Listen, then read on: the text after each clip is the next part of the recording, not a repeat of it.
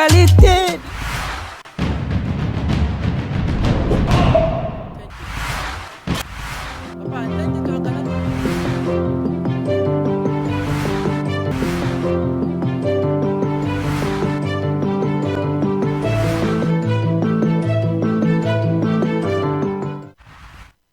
Bien, madame, messieurs, ravi de savoir que vous êtes très nombreux devant vos postes téléviseurs pour suivre votre mission d'échange, d'analyse et d'actualité à caractère général. Madame, messieurs, cette émission qui est toujours et toujours présentée par votre humble serviteur, William Temo, combattant de la liberté que je suis. Madame, messieurs, je m'en vais déjà annoncer les trois thématiques qui sont inscrites à l'ordre du jour de l'émission d'aujourd'hui. Tout au long de l'émission d'aujourd'hui, on parlera de l'état des droits en République démocratique du Congo.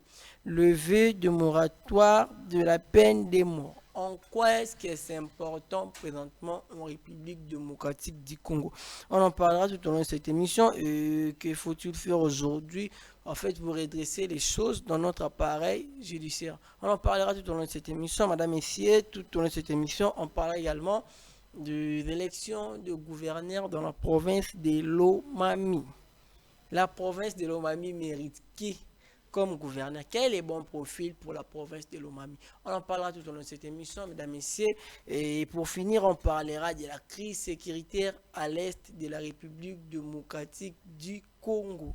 Que faudrait-il faire aujourd'hui pour amener la paix à l'est de la RDC? Sur ce, j'ai l'honneur et le plaisir de recevoir pour vous aujourd'hui Maître Kevin Kalombo. Ah, ça fait un bail que je l'ai réussi sur ce beau et petit plateau de l'émission Les Congolais s'expriment. Analyste politique indépendant, avocat de son état, et je rappelle, et j'ajoute encore qu'il est secrétaire général de la structure politique qui est dénommée FOREC. Bonjour et bienvenue. Merci beaucoup, cher frère. Alors, qu'est-ce que j'ai manqué? D'abord d'entrée des jeux. Ouais, ça fait vraiment un bail. D'abord d'entrée des jeux, vous allez savoir qu'est-ce que je n'ai pas pu dire aussi de votre présentation. Vu que ça fait longtemps, en fait, n'a pas pu moi kala. Tu coûtes un sous les lots, n'a pas pu ni on a l'obité aussi la présentation. Peut-être n'a pas mis beau, non, on a tika qui ba qualité monsieur ba qui sami. Peut-être comment ceux qui n'aiment, comment qui n'aiment. Oh, tu bossa ni koloba. Oh, méga koloba. Moi le bon homme là. Merci beaucoup, El Bosso, nazo pesa bambote ebele na bato nyonso baza na biso na etandoki na bino. Donc tous vos téléspectateurs qui nous suivent en ces moments-ci, je vous salue de partout où vous êtes, particulièrement mes compatriotes de la province de Lomami. Alors oui, na Mukuse, je peux ajouter juste certaines qualités. C'est pareil, il y a belle lurette. Alors, je suis conseiller au gouverneur de Lomami. Au-delà de ça, j'étais aussi candidat, député provincial. Mais malheureusement, ma camboisier Oyo et permet de sauter en tout cas Tobima. Notre traitement politique n'a pas été laissé. Donc, c'est comme ça qu'on n'a pas eu la chance de sortir député provincial. Ok. Et en parlant d'abord de la structure, en fait, FOREC, vu qu'il y a un présenté aux aliments, il y a aux secrétaire général. Donc, avec ceci, je comprends, mais il y a une structure aussi qui est la structure dans FOREC. Si je comprends, mais au gros, ça a plus de deuxième personnalité. Il y a FOREC. D'abord, je puis savoir quand est-ce que vous avez créé la structure et quel but poursuit la structure. Merci beaucoup. D'ailleurs, je profite de votre micro pour annoncer la population quinoise en particulier et en général celle de la République du Congo que FOREC aussi un peu la voix. FOREC c'est Force révolutionnaire congolaise. Ok. Surtout Nabiso et Botama il y a 3 ans d'ici là.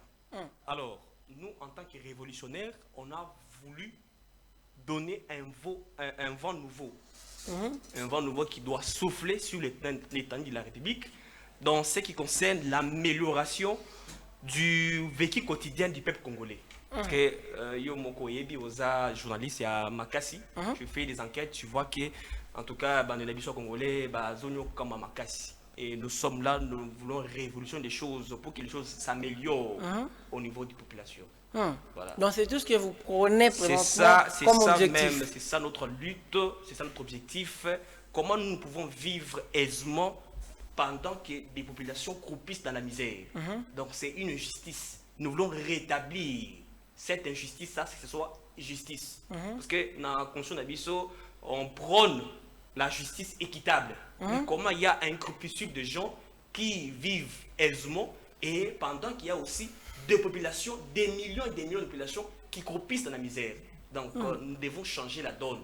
C'est ça le combat de notre structure politique. En fait, mais aujourd'hui, la réalité est qu'avec ma histoire, on a bino, il y a des structures politiques, OSBL, ONG, mine comment que vous êtes, sous ONG, oui, mais pro-opposition. ASBEL politique, pro-pouvoir. D'abord, je puis savoir, vous êtes de quel côté? N'est-ce pas que vous soutenez le président Félix Tshisekedi ou soit l'ASBEL est du côté de l'opposition, peut-être vous avez décidé de suivre le président Moïse Katumbi. Bon, en fait, pour éclairer votre lanterne et aussi l'opinion de ceux qui nous suivent à cette ère, je suis patriote congolais, de père et de mère, et je suis de l'union sacrée. Je n'ai pas honte de le dire. Donc là, il faut vous situer que je suis de l'union sacrée, mais le but poursuivi par notre structure, il est général. On fait abstraction des personnes. Parce que ceux qui couprissent dans la misère, ce sont des peuples congolais, sans distinction de race, ni de tribus, ni de convenances politiques. Voilà. Nous luttons pour ces peuples-là, abandonnés à leur triste sort. Donc, je comprends bien, véridiquement parlant, l'ASBEL, fait la structure politique FOREC, présentement, vous n'êtes pas dans un coin politique. Bref. Bon, c'est ça qu'on peut conclure. Je dois me redire encore. Je suis de l'union sacrée, moi personnellement. Personnellement, ok. Et voilà. Donc ça, c'est ce que vous devez retenir. Voilà. Donc, et la structure n'est pas... La structure, peut-être, vous en saurez plus. Merci beaucoup. Bien, mesdames, messieurs, on débute cette émission avec les élections de gouverneur dans la province de Lomami. Que pouvons-nous retenir? La province à quoi? En fait, la province veut qui à la tête de l'exécutif? Il faut quel profil? Pour diriger la province de Lomami dans les jours à venir. Je vous rappelle que je suis en fait en pour cette émission avec Maître Kevin Kalombo. Il est secrétaire général de la structure politique FOREC. En fait, en parlant des élections de gouverneur dans la province de Lomami, d'abord je puis savoir... Dans la province Lomami. Dans la province de Lomami, d'abord je puis savoir c'est quoi le bon profil aujourd'hui pour diriger la province de Lomami. En fait, il s'agit de suggérer à la population un messie que vous jugez que ça peut être un bon profil pour l'intérêt de la province de Lomami. D'abord, je puis savoir, ça peut être qui? Merci. Je suis une personne bien attitrée pour parler de la cause de la province de Lomami. Allez-y. Parce que j'y travaille. Je suis conseiller au gouvernorat. Alors, la personne idéale... Mais c'est le conseil. Voilà, la personne idéale qu'on peut proposer aujourd'hui à la population lomamienne, la personne qui peut relever les défis développementaux, en tout cas de notre province, je dois les citer. Je dois donner les critères de cette personne, cet oiseau rare. Vous savez, aujourd'hui, je me réjouis. Je suis très content. D'abord, je commence par saluer la maturité. Il y a des députés provinciaux d'Abisso. Outil pour mettre en place le bureau définitif de l'Assemblée provinciale de Lomami. Excellence, honorable, notable, je vous remercie. Parce qu'ils ont tenu à nos convenances, à nos conventions. Aujourd'hui, la province ou l'Assemblée provinciale de Lomami est dirigée par le territoire de Lubao, en la personne de l'honorable Patrick Kilolo, qui est élu président de l'Assemblée provinciale, suivi de l'honorable Malangu Augustin, qui prend le poste de vice-président de l'Assemblée. Et lui, il est des territoires de Kabinda. Chez nous, à Lomami, comme c'est une province hygiène, qui englobe différentes communautés, différents territoires. On a voulu que tous ces territoires participent à la gestion de la chose publique. Au commencement, quand la province a été créée, on a eu pour gouverneur un monsieur de Lulou. Après, c'est par rapport à nos convenances. Nos notables se sont retrouvés autour d'une table, ils se sont entendus. On ne veut pas marginaliser une communauté. Nous voulons que tous participent à la gestion de la chose publique. C'est comme ça qu'on a réparti. Donc, le premier mandat a été assuré par un ressortissant du territoire de Lulou. Le deuxième mandat a été assumé par un ressortissant du territoire de Kabinda. Le mandat finissant, d'où je fais partie. Parce que je suis quand même un élément clé. Un élément clé, je pèse bien mes mots, je suis un élément clé dans l'exécutif. Dans l'exécutif. Parce que nous avons lutté ensemble avec l'exécutif pour qu'ils soient là, ils sont aujourd'hui. Pour que les choses changent, pour que les choses s'améliorent dans notre province. Alors, actuellement, les mandats qui est prévu, qui doit débuter, je crois que les élections sont prévues au mois d'avril, le 21. Alors, celui-là revient de plein droit au territoire d'Ingandajika. Parce que déjà, à l'Assemblée provinciale, nous avons toutes les communautés qui se retrouvent avec des postes clés. D'où les gouvernorats restent pour les deux territoires, celui de Ngandajika et de Lulou. Donc, nous avons aujourd'hui les territoires d'Ingandajika qui doivent prendre le gouvernorat des provinces, suivi du territoire de Lulou. Donc, c'est ça le ticket gagnant que l'Union sacrée lui-même a pu valider. Et ce ticket gagnant est constitué d'un homme exceptionnel. Je ne suis pas fanatique des hommes. Allez, et voilà. Citez-nous. Voilà, je ne suis pas il fanatique des hommes. Il s'agit de qui? Il faut que je vous dise, je viens de dire tout à l'heure que je suis un élément clé de l'exécutif finissant. Parce que nous avons combattu un système qui s'était installé chez nous. Et nous l'avons vaincu. Nous avons instauré, nous avons installé la gestion bonne et fiable de la province. Aujourd'hui, la province est gérable. La province est fréquentable. Grâce à vos efforts. Exactement. Grâce à mes efforts. Voilà. Et aujourd'hui, comme le gouvernorat revient de plein droit au territoire de Najika, nous sommes dit, regardons-nous, qui est-ce qu'on peut proposer à la population lomamienne pour être gouverneur. On regarde tous les grands bois de Najika, un seul nous a plu. Pas parce qu'il est beau, ou pas parce qu'il a de l'argent, mais parce qu'il a de l'expérience. Parce qu'il pourra faire face aux défis développant notre province. Et il n'est autre que le député honoraire Onésime Chibumbu Kanyanga, autrement appelé Kachibou. Voilà les tickets gagnants de l'Union sacrée. Il a comme vice-gouverneur, candidat de vice-gouverneur, honorable Cyril Ngoïsoulou. Lui là, il est aussi député provincial. Ça, c'est son deuxième mandat. Vous voyez qu'on n'a pas pris n'importe qui. On a pris les gens expérimentés qui ont eu à gérer une fois dans leur vie. On n'a pas voulu prendre le candidat malheureux pour venir essayer de gérer la province. Non, non. Nous voulons que la province se développe. C'est une jeune province et tous, nous avons combattu pour que cette province soit telle qu'elle est là et nous voulons l'améliorer avec les efforts. Et en parlant de la province, d'abord je peux savoir, qu'est-ce qui vous garantit que le ticket que vous soutenez, en fait, c'est un bon ticket pour le développement de la province?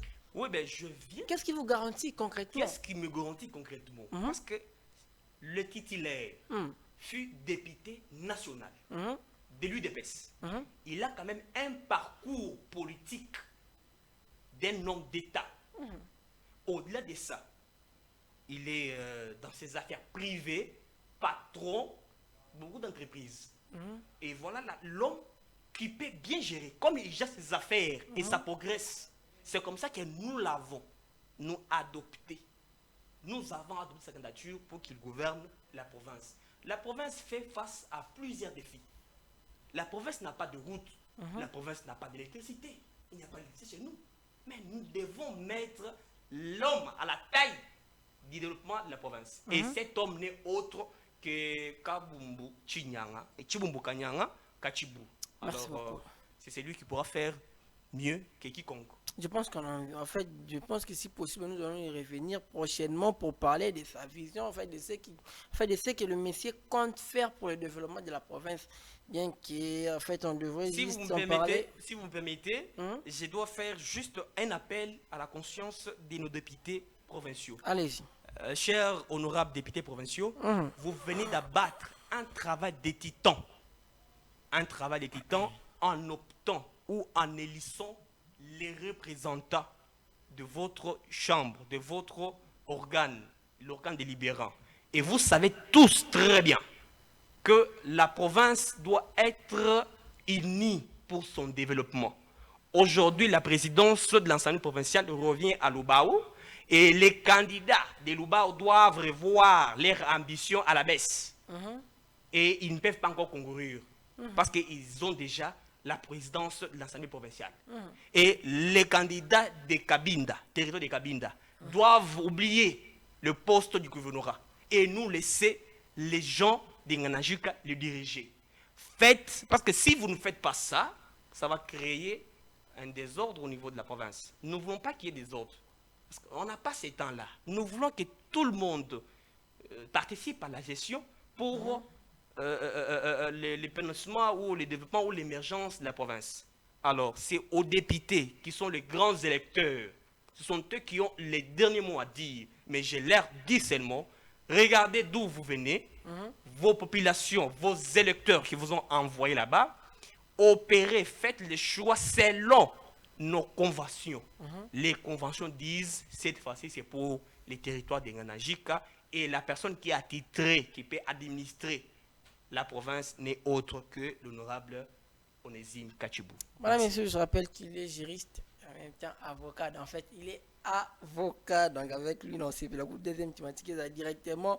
Marambo Etali, État des droits en République démocratique du Congo. On parlera en fait également lever moratoire de la peine de mort. En quoi est-ce que c'est important présentement en RDC? Est-ce que vous allez pour nous rendre compte na batu mususu? Est-ce que c'est pas un danger de relever moratoire sur peine de mort? Madame, mission, on en parle présentement dans cette émission avec Maître Kevin Kalombo. Je rappelle qu'il est secrétaire général de la structure politique FOREC. En fait, Maître, en parlant, il y a levé un moratoire sur la peine de mort. D'abord, je peux savoir comment avez-vous reçu la nouvelle? Vous n'êtes pas tenté de dire, soit vous n'êtes pas de ceux qui estiment que la procédure n'a pas respecté les textes. En fait, la procédure a été entachée de quelques irrégularités constitutionnelles parce qu'il y a ceux qui estiment qu'on devrait normalement en fait l'envoyer au Parlement afin que ça la sujet à débat et puis déclarer publiquement qu'il est coach en vigueur. Juriste que vous êtes, que dire de ce qui estiment ici? Merci beaucoup. Votre point de vue par rapport à cette thématique? Je me suis réjoui. Je me répète bien, c'est mon travail de troisième graduat de droit. Je vais faire un travail allant dans le sens d'élever le moratoire de la peine de mort. Je ne suis pas un aboliste, moi. J'ai été toujours celui-là qui défend que cette peine de mort soit rétablie. La peine a été, on avait juste suspendu son exécution. Elle est prévue, elle est légale. Voilà, la peine est légale. Le code pénal le prévoit ainsi et les différentes lois du pays. Vous voyez, ça ne devait pas faire un débat au sein de l'Assemblée nationale. Non, non. Parce qu'on va faire débat sur quoi? Parce que c'est les gouvernements qui s'étaient décidés dans le temps de suspendre son exécution par rapport à la paix et à la sécurité du pays. Mais aujourd'hui, nous nous sommes rendus compte que la RDC est infiltrée par des traîtres. Vous savez, la peine qui est prévue pour la haute trahison, est-ce que vous en connaissez? C'est la peine de mort. Quelqu'un qui trahit la nation, mais il est passible d'une peine de mort. Lui, il faut l'égorger parce qu'il a comploté contre la République. Et ça ne pouvait pas faire débat au sein de l'Assemblée nationale ce qui est déjà prévu par la loi. Et on a juste restauré. Quand on a fait ces constats-là, aujourd'hui nous sommes attaqués. Nous sommes agressés par le Rwanda. Le Rwanda ne le fait pas seul. Le Rwanda fait des mèches avec le patriote congolais. Et est-ce qu'ils sont dignes d'être appelés patriotes? Ceux qui complotent contre la nation. Et c'est là qu'on a activé l'exécution, on a levé ces moratoires pour que la peine soit applicable maintenant. Et moi, je salue. En tout cas, c'est une décision salvatrice qui garantit d'abord, un, l'intégrité du pays. Et de deux, nous devons mettre hors d'état de nuire tous les traîtres qui complotent contre la nation. Je m'en viens pour un exemple. Un président d'une centrale électorale qui a pu organiser les élections dans ces pays, aujourd'hui, il devient rebelle et il menace l'intégrité du pays. Nous devons l'acclamer.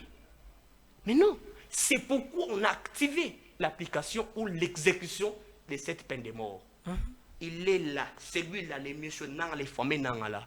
Si aujourd'hui on l'arrêtait, on doit le condamner à mort. Parce qu'il a trahi la nation. Pour tout ce que la nation congolaise a fait pour lui, la nation l'a payé, il a servi la nation dans ce sens-là, il a eu beaucoup d'argent pour cette nation, mais il complote avec les ennemis pour néantir notre souveraineté. En tout cas, il ne mérite pas le respect de la nation. C'est pourquoi cette peine doit être appliquée. En tout cas, moi, je m'en réjouis. C'est une peine exemplaire. Une peine, si on exécute un délinquant ou un criminel, un traître, l'autre pourra se ressaisir ou changer ma canisinaye, ou changer ma plan naye. Ozo mona, ceux qui va exécuter mon ngalelo. Ozo mona, ba giteye, t'as l'odi kozalanga. Aïe ko changer, aïe ko bonga na motema naye. Il dit en tout cas, j'abandonne. Si je poursuis mon objectif, je pourrais aussi être exécuté. C'est une peine totalement exemplaire. Mais il faut faire beaucoup d'attention. Il faut surtout avec la justice, comme le président l'a dit, il y a beaucoup à faire dans la justice. On ne peut pas toujours appliquer cette peine même pour le paisible population, non. Vous ne voyez pas que ça soit aussi une manière de rendre des comptes à certaines personnes? Non, il n'y a pas un règlement des comptes. Au regard de la fragilité de notre justice. Non, il n'y aura pas vraiment, moi je dis, il n'y aura pas un règlement des comptes. Pour appliquer la peine, il faut d'abord que les jugements soient déclarés définitifs, qui n'est pas susceptible d'aucun recours. Le jugement qui est coulé en force de la chose jugée. C'est-à-dire quoi? Un jugement qui n'est pas attaquable, vous voyez, qui a suivi tous les processus. Parce qu'on peut condamner quelqu'un au premier décret, il a la chance, la possibilité de réintroduire le recours pour peut-être rectifier la décision ou obtenir l'annulation de la décision. Tout ça. Mais aussitôt que la décision ou le jugement est rendu en dernier ressort et déclaré définitif, il pourra être exécuté. Et voilà. Donc, alors, on ne peut pas exécuter la peine de la mort au premier ressort. Non. On attend que le jugement suive son cours normal. Alors, puisqu'on parle de la justice, d'abord, je veux savoir comment avez-vous trouvé l'arrêt de la Cour constitutionnelle sur les contentieux électoraux? Ah bon, comment vous trouvez? Vous savez, les arrêts de la Cour constitutionnelle sont susceptibles d'aucun recours. Vous n'êtes pas de ceux qui estiment que c'était un peu décevant?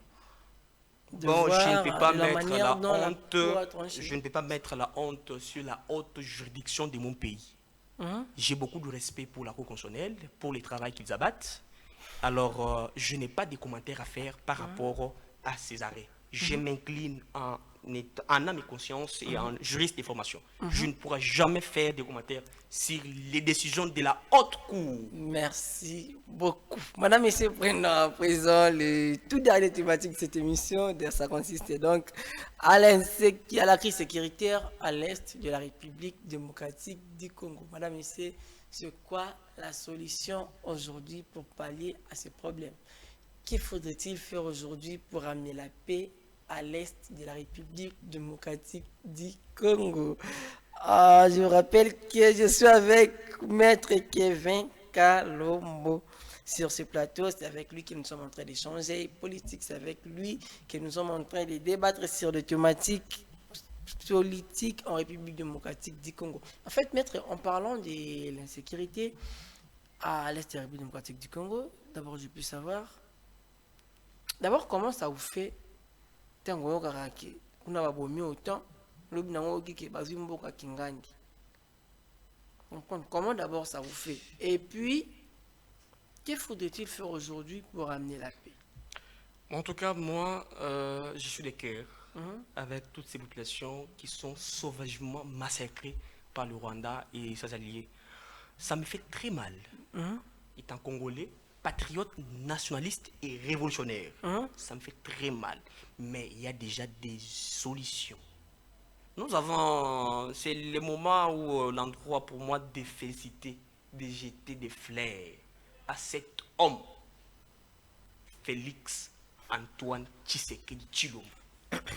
C'est lui qui ne ferme pas l'œil. Il prend des avions, il monte, il descend à la recherche de la paix.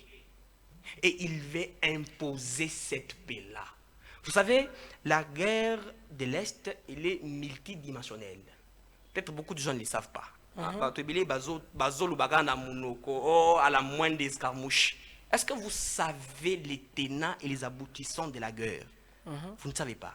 Alors, laissons le commandant suprême, comme lui seul, il est aux commandes de cette république, et lui va nous ramener la paix.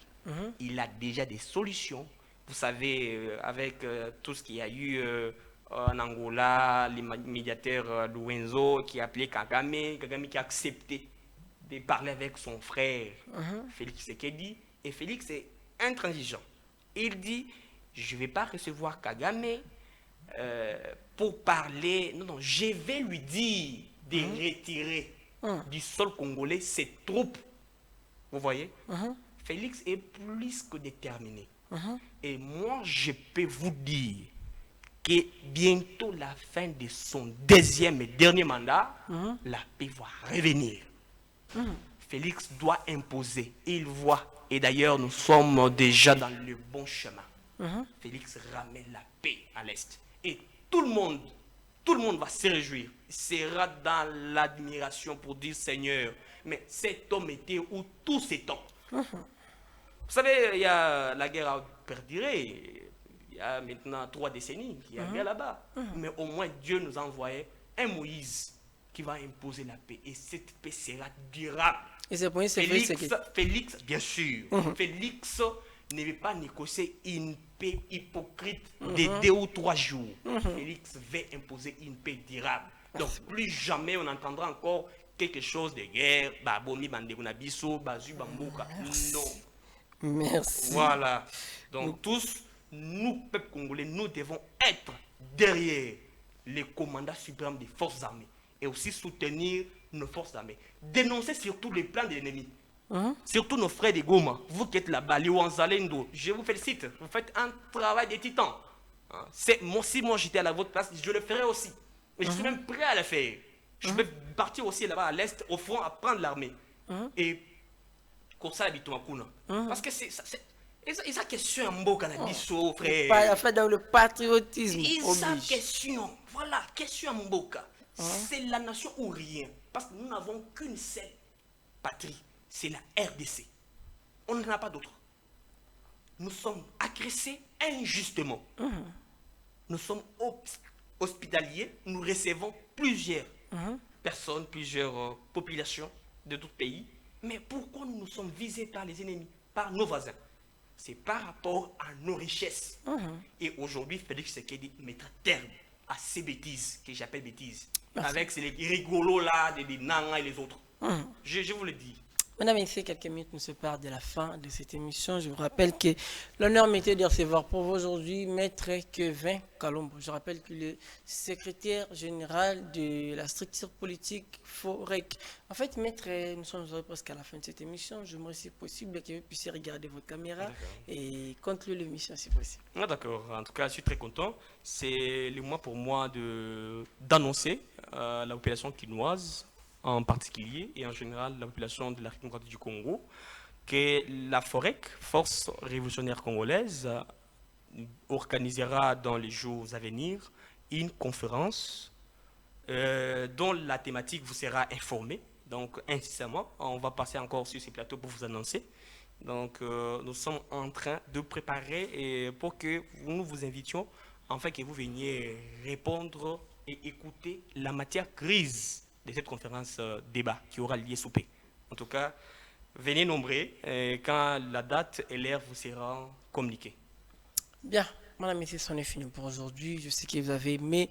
N'oubliez pas de dire un grand merci à M. John qui était derrière la caméra et aussi à la réalisation. Je suis William Temou, combattant de la liberté, naturellement courageux.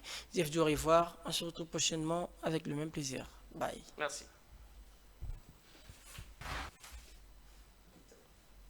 C'est bon?